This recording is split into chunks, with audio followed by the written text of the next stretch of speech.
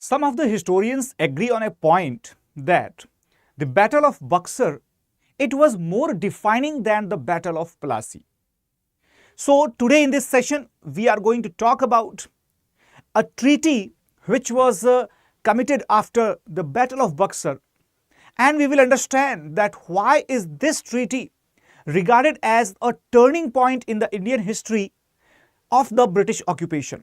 So hello everyone, a very good morning. My name is Abhishek Singh and I welcome you all in this session where we are going to talk about some of the most significant treaties in the modern history of India which reshaped the history of India.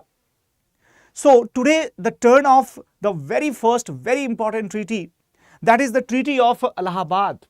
Alright, the Treaty of Allahabad basically signifies the watermark of the British power which was reached in the 18th century. That was a point where the British proved that their military capacity, their military superiority was above every other contender in the Indian subcontinent. And why so? Let's find out in this lecture.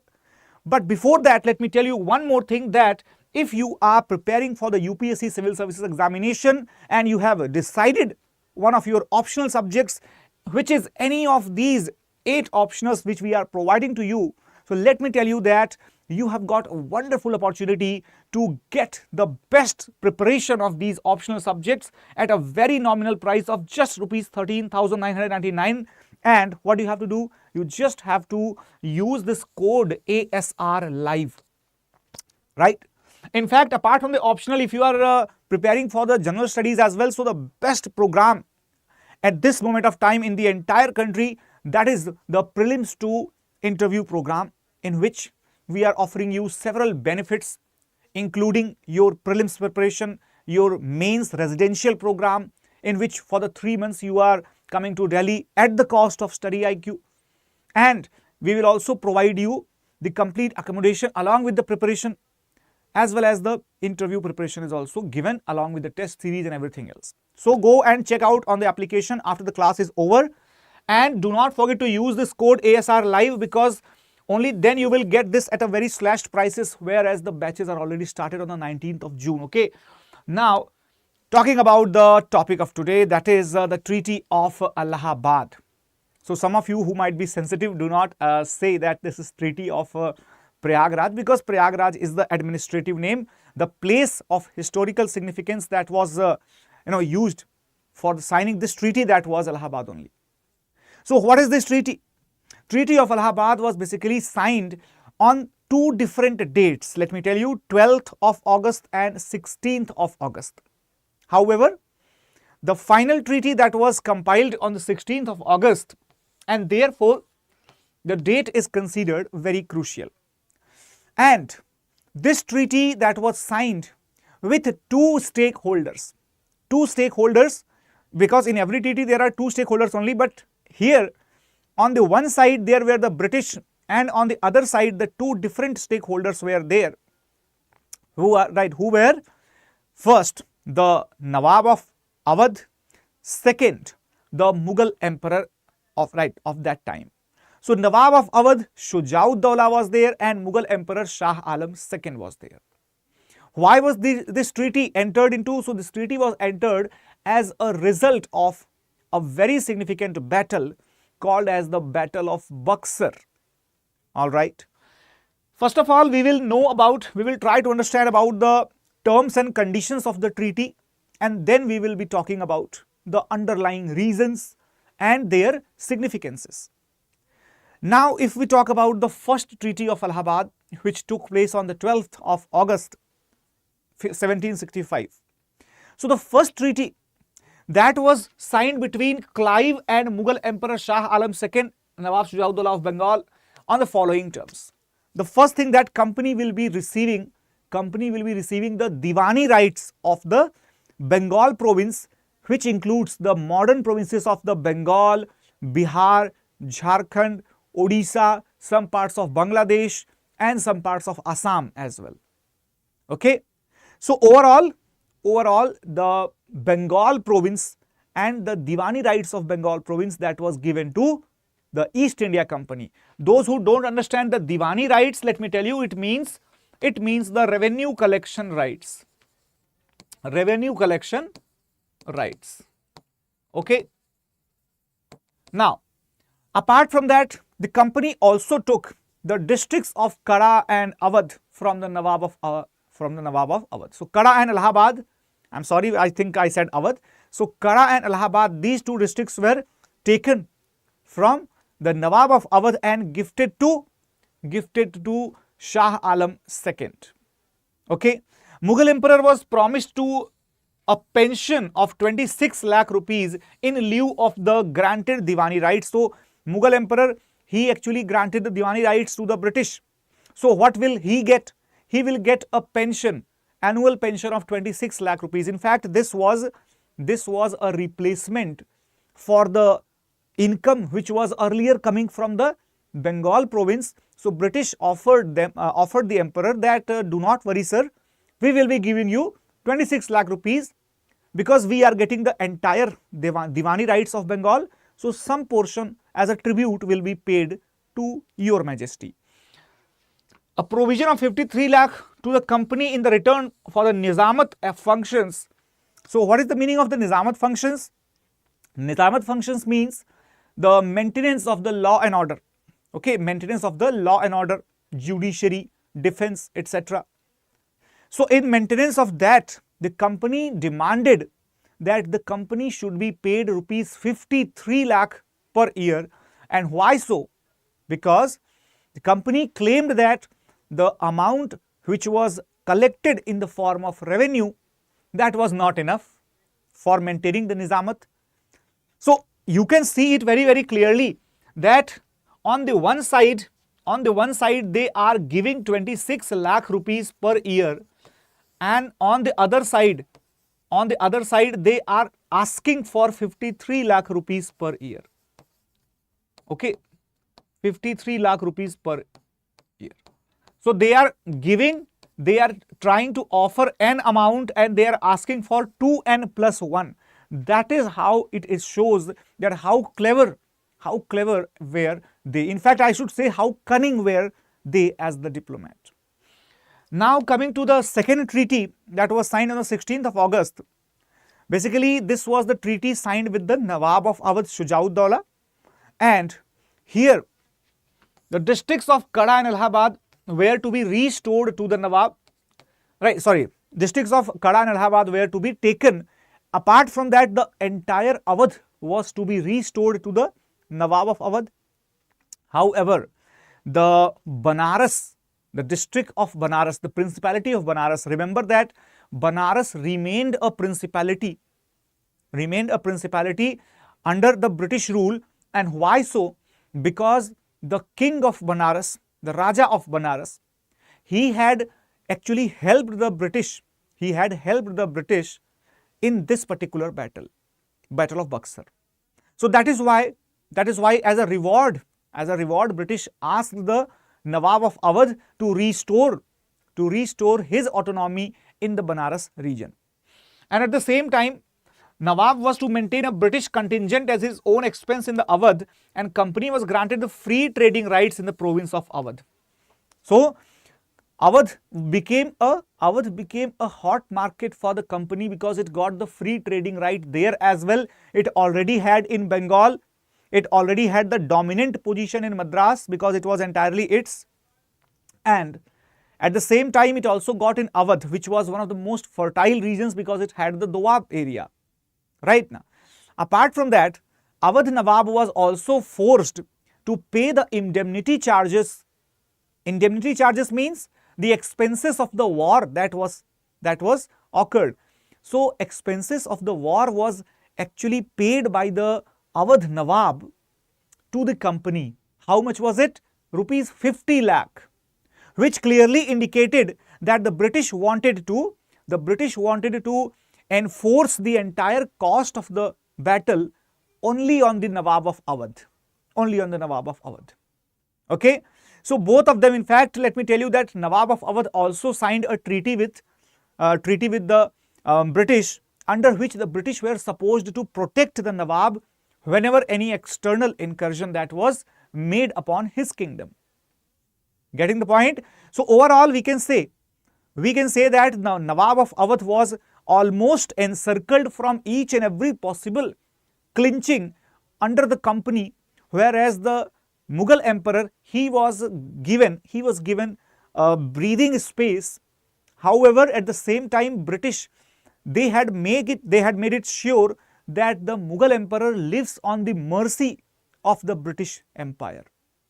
But let me tell you one more thing, that by that time, Mughal emperor, he was relatively in a decent position, because the Marathas were having the responsibility to defend the position of the Mughal emperor. However, let me tell you that once the Maratha will become weak, we will see that in the upcoming classes, once the Marathas will become weak, then the Mughal emperor's position, that will become even more vulnerable, even more miserable. All right, everyone. Now, talking about the Battle of Buxar. The Battle of Buxar. Guys, I hope that session is coming absolutely fine. There is no lag or there is no stoppage in between. Now, talking about the Battle of Buxar here, let me tell you. The Battle of Buxar is basically the result of the ongoing tussle between the Nawab of Bengal and the British authorities in Bengal. So basically, the tussle which was going on since the time of Siraj-ud-Dawla, right? So Siraj-ud-Dawla was followed by Mir Jafar, who was made Nawab by the company only. Mir Jafar, as he could not fulfill the demands of the company, so he was followed by Mir Qasim. In fact, he was replaced by Mir Qasim. But Mir Qasim, he wanted to make his own impact. So the British did not like this effort, right? British did not like this effort, and therefore what did they do? They tried to replace Mir Qasim. So Mir Qasim was forced to flee, and Mir Jafar became the Nawab again, Mir Jafar, he became the Nawab again. All right. So when Mir Jafar was becoming the Nawab once again, and Mir Qasim had to flee from Bengal, and why so? Because he was trying to make a new capital at the city of Munger in Bihar, right now. So that resulted into the agitating reactions from the British, and therefore Qasim was trying to fight a battle, but he was not getting success. So he started searching some companions so that he could fight a great battle with the British. So he found the companions in the form of the Awadh Nawab Shujauddaulah and the Mughal Emperor Shah Alam II. So then this battle that took place at Buxar on the 22nd of October 1764, this battle, it was fought comprehensively on the side of British. The army was led by Hector Munro, and this battle was comprehensively won by the British without any cheatings, without any you can say misleading tactics. It was a plain fought front to front war which completely established the supremacy of the British authority. All right, everyone. So after that, what happened? After that, the company was now 100% assured that at least the Nawab of Bengal or Awadh or the Mughal emperor, at least these individuals had no significant power to resist or to check the growth of company. Let me tell you one thing, that company was absolutely sure about the position that it was the strongest power. It was the strongest power in the plain region. All right, the plain region. I think there is some sort of stuck issues in the YouTube. I think it's visible clearly. Can you please confirm it in the chat box so that I can make it very sure that there is no issue at all. All right. So here what happened, that after this particular battle, company which was basically just a trading company, which was considered to be a cheating enterprise, which was not having the significant military power to challenge the Indian princes. Now the company became the official supreme power in the entire northern India with this single victory. Not just that, company, after entering into the Treaty of Allahabad, company became a de facto member of the Mughal political fraternity. So that means now company had got the moral right to interfere into the ongoing political affairs. It had got the right to fight against the other princely states so that it can have the better political rights, more political control in the company.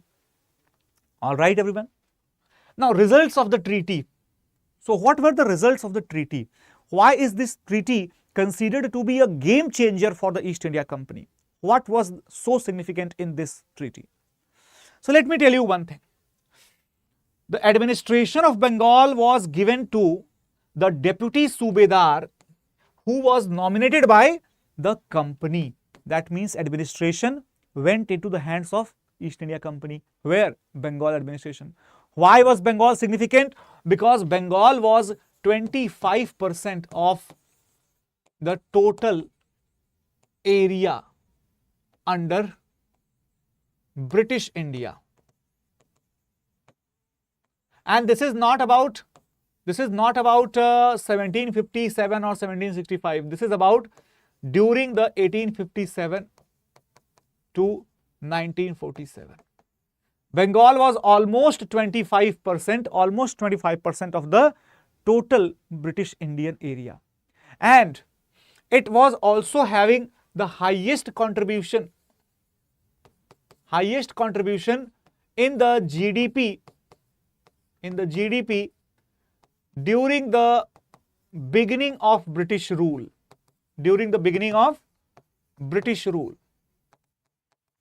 Okay. So overall we can say that Bengal was probably the most significant state when the British had got the opportunity to conquer this area at the first opportunity.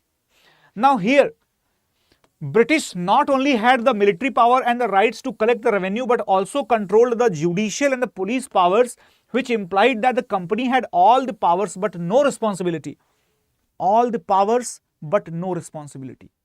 Remember, company had every power related to the military, revenue, administration, judiciary.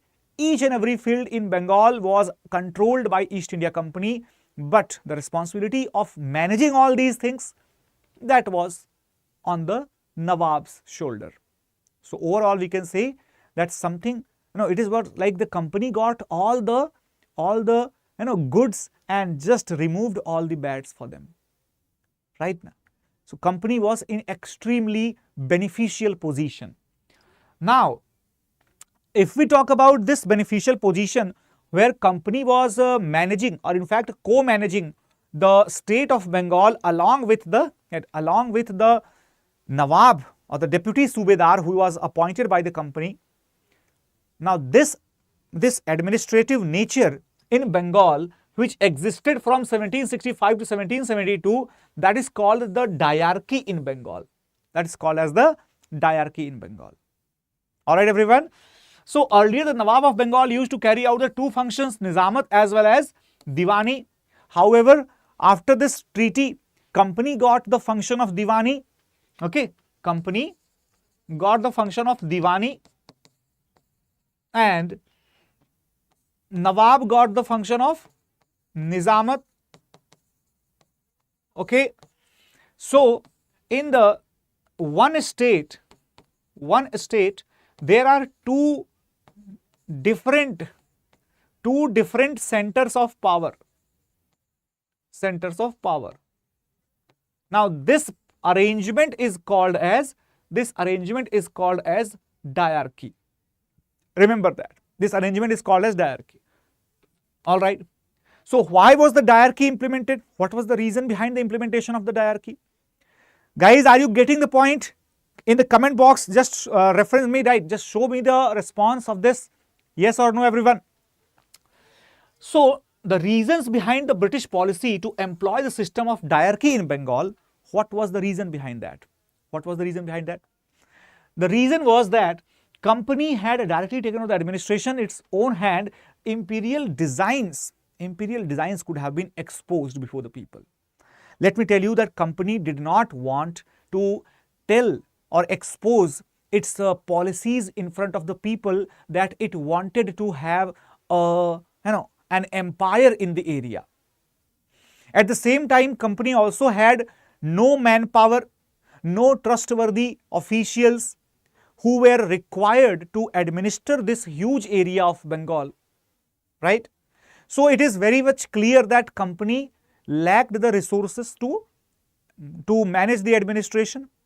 Also at the same time, the court of directors who were managing the company, they were interested in the trade related aspects. They were more interested in the trading rather than the administration. Also the political power in the hands of the company, that could have resulted in the increased intervention of the British government in the company's internal matters. As we will see that in the upcoming times, East India Company would be acquiring more territories and the British government would be getting more and more control over the East India Company. So that is why they wanted to avoid such situation. Officers did not want to lose the opportunity to make more and more money by getting the revenue rights, but by ignoring the administration responsibility. At the same time, result of the diarchy, if we observe, so this diarchy actually created a very impractical system, a very much inefficient system, where the public was getting crushed. It was getting crushed between the rivalry groups, the two rivaling groups of the Nawab and the British. Both were pulling the people to their own sides, whereas the people were getting brutalized in every possible manner. So let me tell you, the company relegated the responsibilities of the Nizamat to the various sub-divans who were very much inefficient. They were unable to implement the law and order properly. That means overall the money was going to the company, but the expenses were being charged on the Subedar, and therefore the complete anarchy and mismanagement was taking over the entire province of Bengal. Right? So that is why the peasant communities, the trading and merchant communities, the middle classes who were very scanty, but they were present, all of them were getting badly exploited under the 7 years of the rule of diarchy. And this would force the British Parliament to contemplate over the condition of the Bengal, and therefore they would be sending the proposals of the regulation, which would be coming in the form of the Regulatory Act of 1773. All right, everyone. So if we talk about the other results, so handicrafts or the local industries in the Bengal were completely destroyed. Why? Because the East India Company was promoting, in fact, it was pumping the foreign products. It was pumping the foreign products completely. All right. And at the same time, the resultant monopoly of the English in the trading, that also resulted into the unprofitable trade for the Indian artisans. They could not sell their products outside. Why? Because Britain or the East India Company's ships, they were not carrying the products, or they were putting very unfavorable restrictions on the Indian products. For example, that Indian cloths, they were charged with the very high import duty at the ports of UK, so that they could be more costlier than the actual price which was charged. This would this would reduce the competition from the Indian textiles in the market of the UK, and therefore it was possible for the newbie industries in the UK to flourish without any competition from the Indian textiles or Indian cloths. All right. Also, by the time Warren Hastings was appointed as the governor of Bengal in 1772, the failure of the system of administration of Bengal introduced by Clive, it was already evident. So we can say that Warren Hastings somehow he tried to revive the administrative capabilities in the Bengal, because this system which was devised by Robert Clive, it was completely failed by the end of his tenure. All right. Now, if we talk about the aspects of this session, so guys, I hope that you might have a clear idea that why was this Treaty of Allahabad a turning point, because this was probably the first opportunity where the company got a clear exposure to the administrative duties, to the revenue collection duties. However, it completely indicated the failure in administration part, and therefore it was a well-known fact that company was not interested in doing a good administration or giving a good administration to the people of India. It was only interested in the collection of more and more financial and resources, financial and other significant resources. That means the company was completely exposed in its imperialist designs as well as in its exploitating nature through this particular treaty. However, this treaty also provided the opportunity to the company to become an official part of the system, and thus the political hegemony of the English over the Indian subcontinent started from this particular treaty. So guys, I hope if you love this lecture, do not forget to share and do not forget to like this video as much as possible. And at the same time, if you are preparing for the UPSC 2024, so we are offering you a very significant course, that is UPSC Prelims to Interview program, where the batches are already started from the 19th of June. So do not delay to join it, because every single day is important for you. And here let me tell you that once you are on the application, you can check the various features which will include the comprehensive guidance, prelims test series, mains test series, and the books will be given to you at your home. And at the same time, once you are qualified for the mains examination, you will be given free accommodation and residence here in Delhi by StudyIQ, and your preparation will be provided. Your preparation will be done for 3 months in the mains residential program by the StudyIQ. So that's a very special feature that you can enjoy throughout. So guys, that is all from my side, and thank you so much for watching it, and I hope that this session was useful for everybody. So let's meet tomorrow in the next session. Till then, take care, bye-bye, and have a great day. And if you want to have the PPT or the PDF of this session, you can join my Telegram group by scanning this code, and the ID is written here. So that's all from my side. Thank you so much everyone. Bye-bye. Take care.